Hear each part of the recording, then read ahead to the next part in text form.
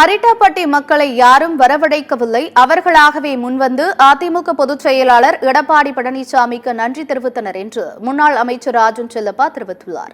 Tungsten போராட்டக் குழுவினர் எடப்பாடி பழனிசாமியை நேரில் சந்தித்து நன்றி தெரிவித்த பின் செய்தியாளர்களை சந்தித்த முன்னாள் அமைச்சர் ராஜன் செல்லப்பா, டங்ஸ்டன் சுரங்கம் திட்டத்தை ரத்து செய்வதற்கு முதல் காரணமாக இருந்த எதிர்க்கட்சித் தலைவர் எடப்பாடி பழனிசாமி சட்டமன்றத்தில் பேசியதே காரணமாக மேலூர் மக்களிடையே எழுச்சியை உண்டாக்கியதாக தெரிவித்தார்.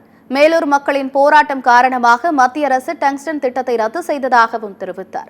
அரிட்டாப்பட்டி மக்களை யாரும் வரவழைக்கவில்லை, அவர்களாக முன்வந்து நன்றி தெரிவித்தனர் என்றும் ராஜன் செல்லப்பா கூறினார்.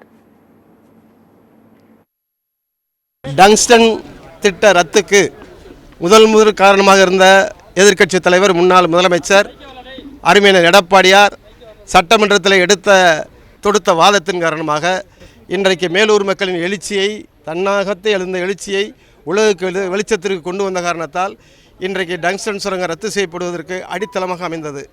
அதற்கான நன்றியினை சொல்வதற்காக மதுரையிலே மேலூர் தொகுதியிலே மிகப்பெரிய வரவேற்பை கொடுக்க ஆர்வத்தோடு விவசாய சங்கத்தினர் அத்தனை பேரும் வேண்டி விரும்பி கேட்கிற சூழ்நிலைக்கு இன்றைக்கு வந்திருக்கிறார்கள்.